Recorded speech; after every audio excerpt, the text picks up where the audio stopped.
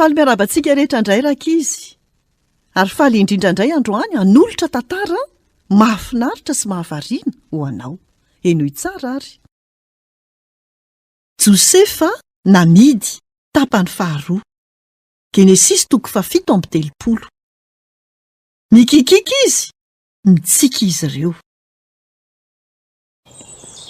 Rahalahy 10 no niandry ny ondrindrainy tany amin'ny kijana, tany amin'ny faritra avaratra Israely.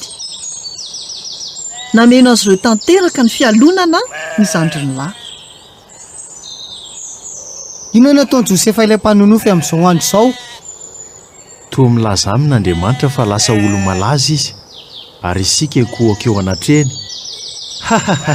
Izany no ny zavatra mampime indrindra hitako hatramin'izay. Mbola miala azy amin'ilay akanjo tsara tarehy nomeny raintsika azy iny a. Aoka tsy hiresaka momba an'izany intsony isika. Mety vao mainka hampatezitra antsika izany. Zava-dehibe kokoa ny tany ahitra maitso mavana ho an'ny biby fiompy. Nieritreritra momba ireo zanalahy ilay iray mpianakaviana tao an-tranony.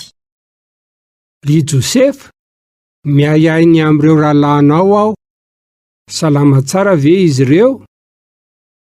Mety nisy biby dina nafika ny ondry.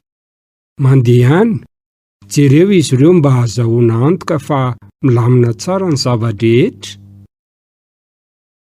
Tsy nila naverina indimy tamin'i Josefa hoe izay tokony ataony. Tsy nitaraina izy fa nakatoa avy hatrany. Tsy maintsy nandeha tongotra kilometatra maromaro Josefa. Tazan'ireo rahalahy avy lavitra izy. Jerenareo, indro ny mpanonofy. Orzalahy, andeha vonotsika izy. Aza manao an'izany ianareo. Aleo atsipy eo anaty lavadrano izy.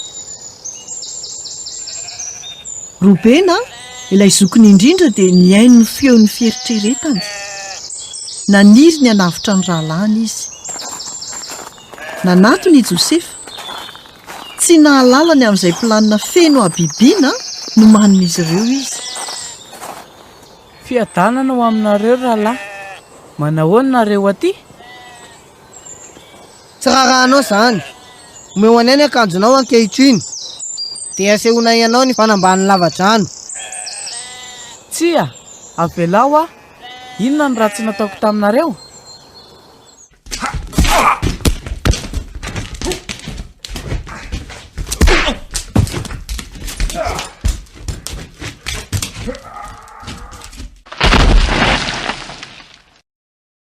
Soa ihany fa tsy nisy rano tao amin'ilay lavadrano. Lalina loatra izany ka tsy afaka nivoaka irery tao Josefa. Vonjeo, vonjeo.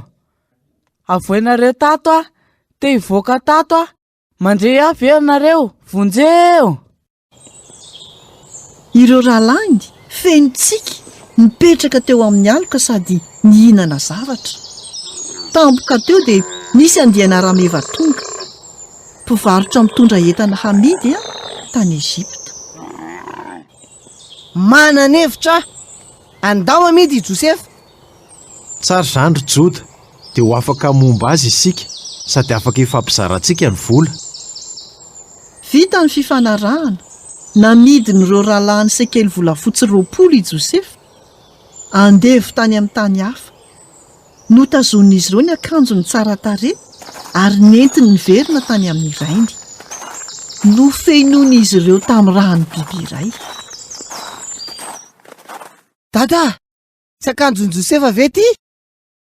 Eny, nisy biby dina ndrofotra niny. Maty izy.